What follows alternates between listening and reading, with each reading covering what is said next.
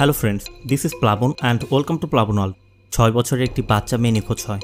পরদিন পাহাড়ের ঢালে বাচ্চাটির মৃতদেহ জঙ্গলের মধ্যে পাওয়া যায়। পোস্টমর্টম করে জানা যায় বাচ্চাটিকে ধর্ষণ করা হয়েছিল খুন করার পূর্বে। মুভিটির নাম পাত্থাম ভালাবু। মুভিটি 2022 সালে মালায়ালাম ভাষায় মুক্তি পায়। মুভিটি এতটা ইমোশনাল, প্রতিটি বাবার চোখে জল এনে দেবে।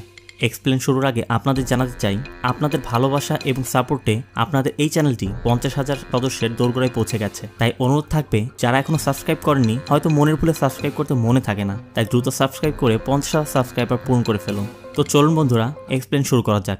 মুভির প্রথমেই দেখা যায় কয়েকজন পুলিশ সদস্য পাহাড়ি অঞ্চলে জঙ্গলের ভিতর দৌড়াচ্ছে। তারা কাউকে ধরতে চেষ্টা করছে। দুর্গম জায়গা, প্রচুর বৃষ্টি পড়ছে। এখান থেকে সিন শিফট হয়ে কয়েক ঘন্টা পূর্বে নিয়ে যাওয়া হয়। পুলিশ কোয়ার্টারে এসআই সেতুবান অফিসে যাওয়ার পূর্বে নিজের নাস্তা বানাচ্ছে। নাস্তা বানিয়ে টেবিলে বসে বাড়িতে কল করে। সেতুর ছোট ভাই ফোন তুলে বলে, তুই এসে পড়েছিস? সে বলে, আমি তো গত রাতে এসে পড়েছি।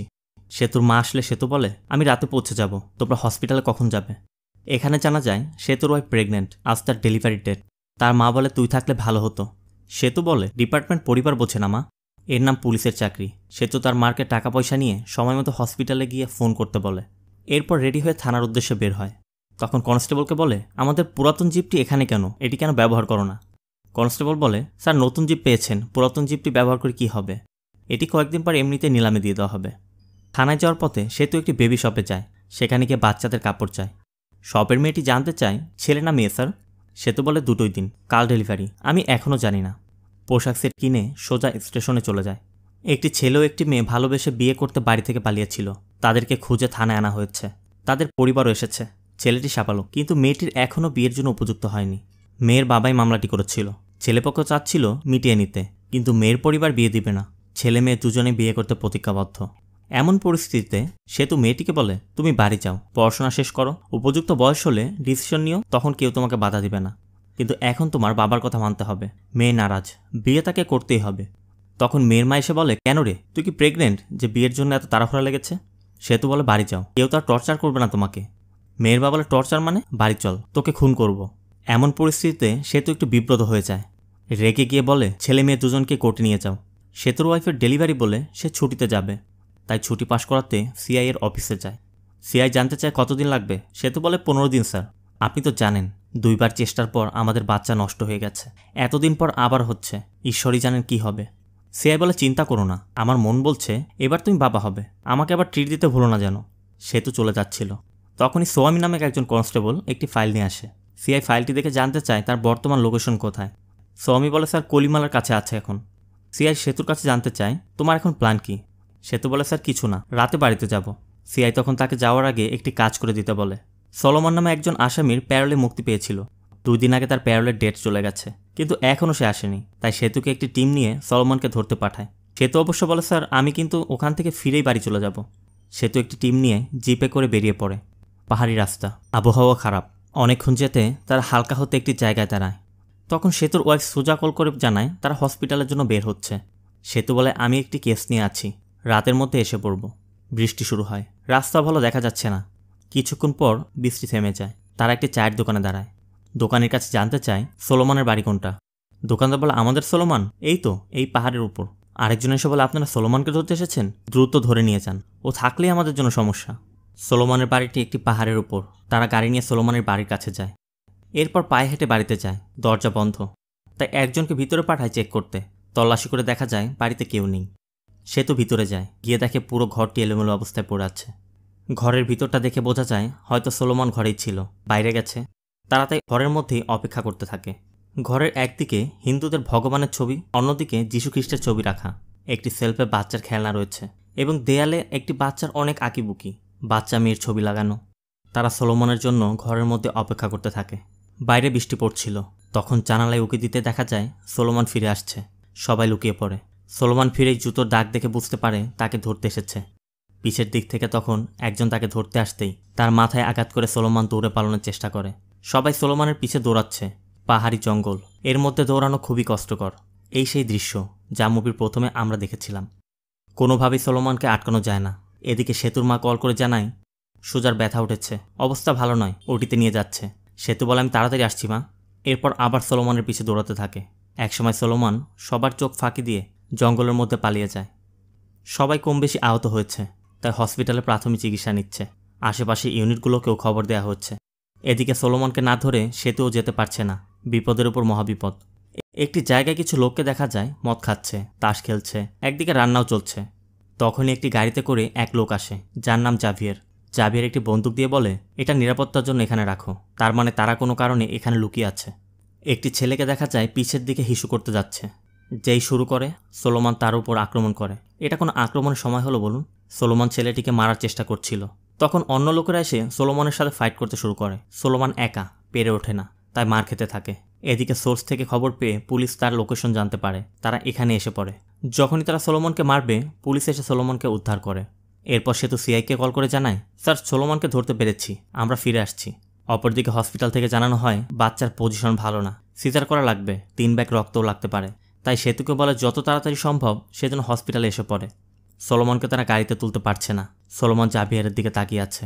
সেতুর মাথা তখন পুরো গরম, তাই সোলোমনকে মারতে মারতে গাড়িতে তুলে। এরপর তারা সোলোমনকে নিয়ে থানায় ফিরছিল। হঠাৎ রাস্তায় গাড়ির সিরিয়াল দেখা যায়। জানা যায় পাহাড়ি ধসে রাস্তা আটকে গেছে, রাস্তা ক্লিয়ার করার কাজ চলছে, কিছুটা সময় লাগবে। এই রাস্তা ছাড়া ফেরারও কোনো উপায় নেই, তাই বাধ্য হয়েই অপেক্ষা করতে হবে। সবাই তখন চায়ের দোকানে গিয়ে চা নাস্তা করছিল। সেতু চিন্তায় আছে, ফোন করার চেষ্টা করছে। চা খেতে না গিয়ে সোলোমনকে চা দিতে বলে। সেতু সোলোমনকে বলে, এই পরিস্থিতিতে মারামারি করতে গিয়েছিলে কেন? সময় মতো আমরা না পৌঁছালে তো মারাই যেতে। সোলোমন উত্তর দেয়, আমি মরতে যাইনি, খুন করতে গিয়েছিলাম। আমি এই প্যারোলের জন্য 4 বছর অপেক্ষা করেছি। এই সুযোগ হারালে আমি আর কখনোই সুযোগ পাবো না। সোলোমনের কথা শুনেই সেতু সোয়ামীর থেকে চাবি নিয়ে সোলোমনের হাত গাড়ির সাথে আটকে দেয়, যাতে সে পালাতে না পারে। চায়ের দোকানদার সোলোমনকে চা দিচ্ছিল। সেতু জানতে চায়, তুমি চেনো ওকে? দোকানদার জানায়, জি স্যার। সেতু জানতে চায়, কার খুন করে জেলে গিয়েছিল? দোকানদার বলে, আপনাদের জন্য ও খুনি হতে পারে, আমাদের কাছে আমাদের নিজেদের সোলোমন। 35 বছর আগে পাহাড় ধসে 47 জন লোক মারা গিয়েছিল, তার মধ্যে বেঁচে ছিল শুধু 6 বছরের এক বাচ্চা, সে এই সোলোমন। এখান থেকেই ফ্ল্যাশব্যাক।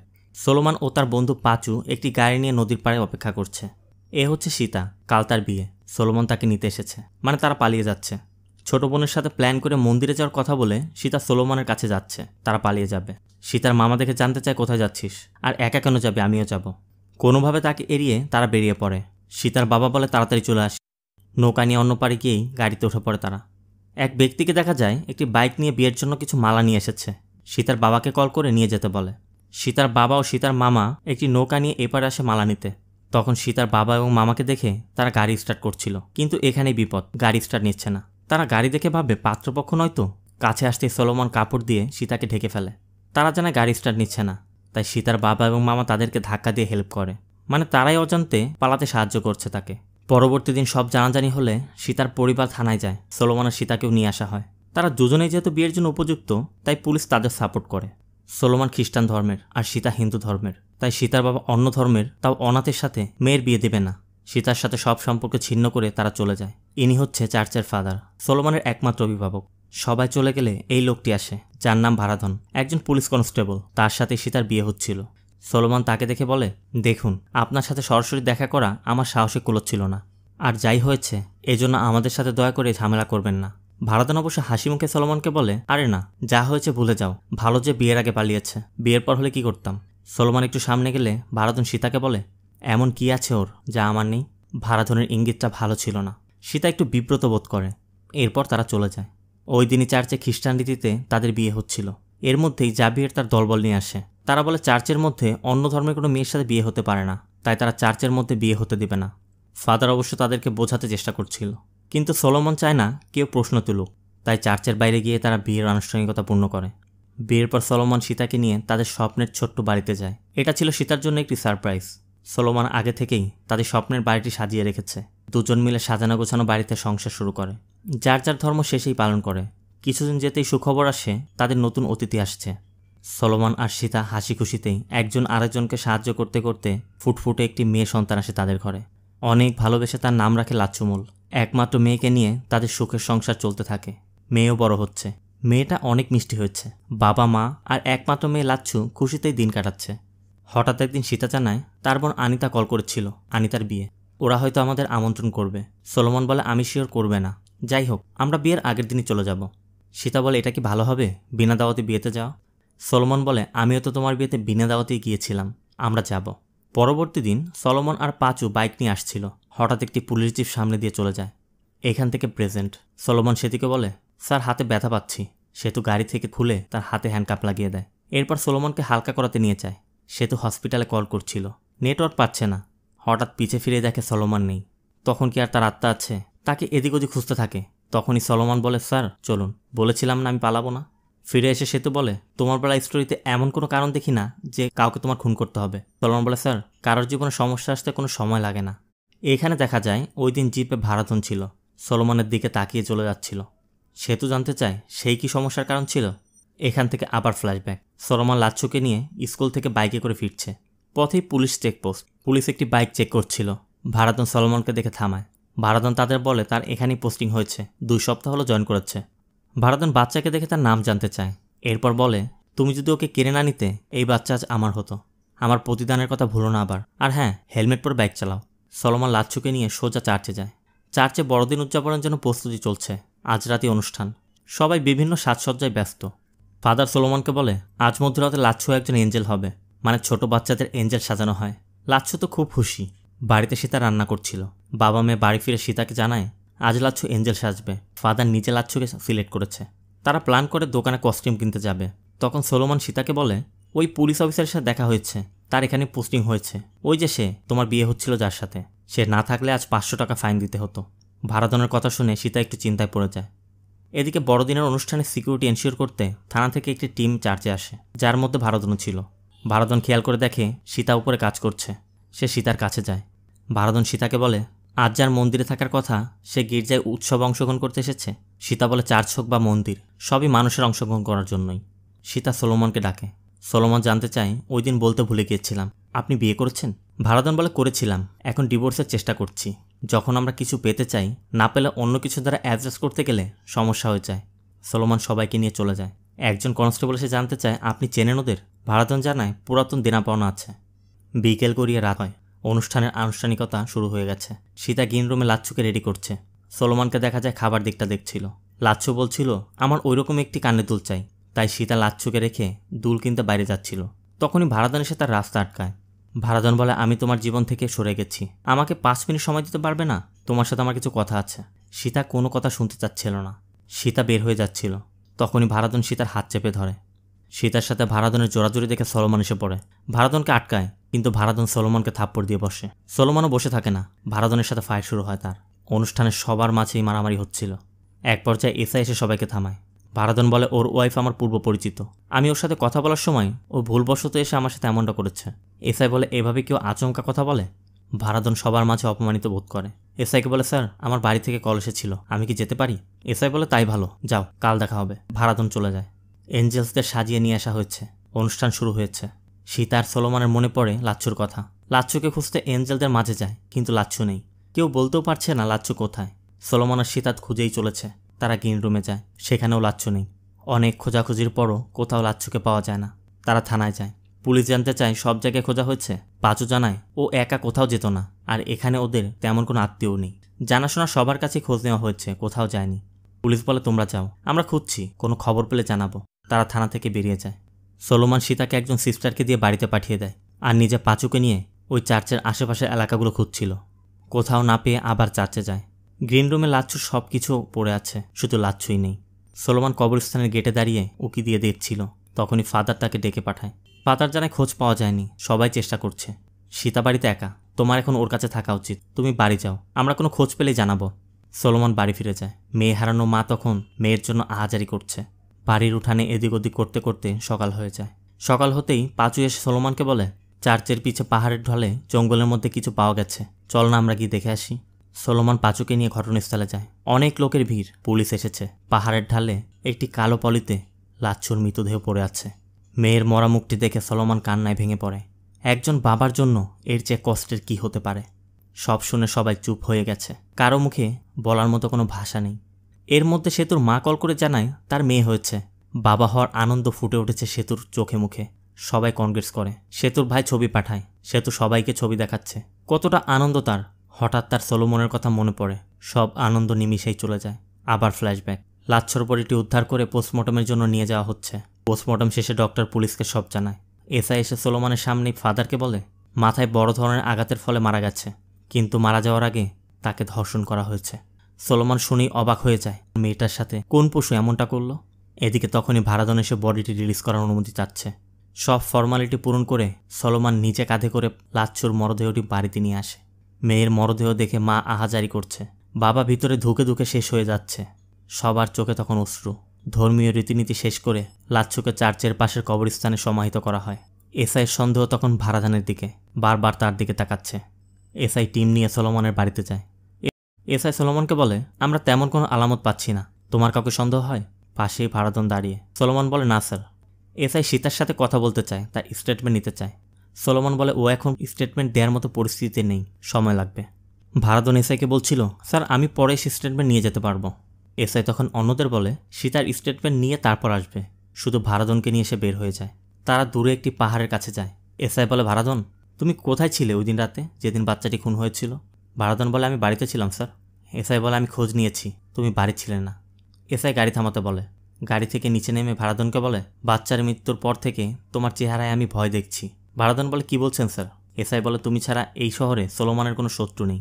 এখানে লোকজনের মাঝে তোমার দিকে সন্দেহ উঠছে, জানি না তারা কি করবে, তাই তুমি 1 সপ্তাহের ছুটিতে যাও। আর ইনভেস্টিগেশনে যদি তোমার কোনো সম্পৃক্ততা পাই, আমি ভুলে যাব তুমি আমার কলিগ। 6 বছরের একটি মেয়ের খুন হয়েছে, তাকে রেপ করা হয়েছে। এই বলে এসআই চলে যায়। এসআই সব জায়গায় তদন্ত শুরু করে, বিভিন্ন জায়গা থেকে তথ্য প্রমাণ সংগ্রহ করতে থাকে। এদিকে ভারাদনকে ওই স্পটে দেখা যায়। সে চারিদিকে তল্লাশি করছে, এদিক ওদিক হাঁটছে। হঠাৎ জুতোর নিচে পড়ে কিছু একটা ভাঙার শব্দ হয়। লতাপাতা সরিয়ে দেখা যায় একটি ইঞ্জেকশনের খালি বোতল। আরও খুঁজে পাশে একটি সিরিঞ্জও পাওয়া যায়। ভারাদনের তখন মনে পড়ে এইরকম একটি ইঞ্জেকশন সে কোথাও দেখেছিল। এখানে দেখা যায় ওই দিন চেকপোস্টে 2টি ছেলেকে হেলমেটের জন্য আটকানো হয়। ভারাদন তাদের কাছে লাইসেন্স দেখতে চায়। একটি ছেলে লাইসেন্স বের করার সময় ওই রকম একটি ইঞ্জেকশন নিচে পড়ে ভেঙে যায়। এটি মূলত সাধারণ ইঞ্জেকশন নয়, এক ধরনের ড্রাগস। তখনই আরেকজন পুলিশ এসে তাদের ছেড়ে দেয়, বলে আমার পরিচিত লোকের ছেলে। ভারাদন এতক্ষণে এবার একটি ক্লু পেয়েছে। ভারাদনের আরও মনে পড়ে ওই দিন চার্চে সোলোমানের সাথে মারামারির আগে তার মায়ের সাথে সে ফোনে কথা বলছিল। ওই সময় চার্চের পিছে ওই ছেলে দুটিকেও সে দেখেছিল। দুজনকে থানায় নিয়ে আসা হয়। এসআই বলে, সব এভিডেন্স তোমাদের বিরুদ্ধে। তোমাদের কলেজ থেকে আমার কাছে রিপোর্ট পাঠানো হয়েছে, শুধু জানতে চাই ওই দিন রাতে কি হয়েছিল। তারা বলতে চাচ্ছিল না। তখন ভারাদন এসে বলে, স্যার আমি ওদের জিজ্ঞাসাবাদ করছি, এটি প্রমাণ করা আমার জন্য খুবই জরুরি। ভারাদন দুজনকে সেলের মধ্যে নিয়ে যায়। এখানে দেখা যায় ভারাদন কবরস্থানে গিয়েছিল। সেখানে লাচ্ছুর পোশাকের ছেঁড়া অংশগুলো পেয়েছিল। ভারাদন দুজনকে মারতে শুরু করে, জানতে চায় বল কি করেছিলি তোরা।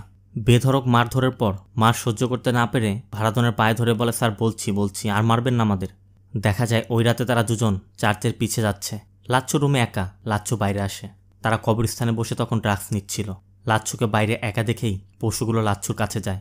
একজন তখন পিছের থেকে এসে লাচ্ছুর মুখ বন্ধ করে কবরস্থানের মধ্যে টেনে নিয়ে যায়। এরপর দুজন মিলে বাচ্চাটি রেপ করে। তখনই অবশ্য সলোমন কবরস্থানের গেটে দাঁড়িয়ে উকি দিয়ে দেখছিল, কিন্তু সে কিছুই দেখতে পায়নি।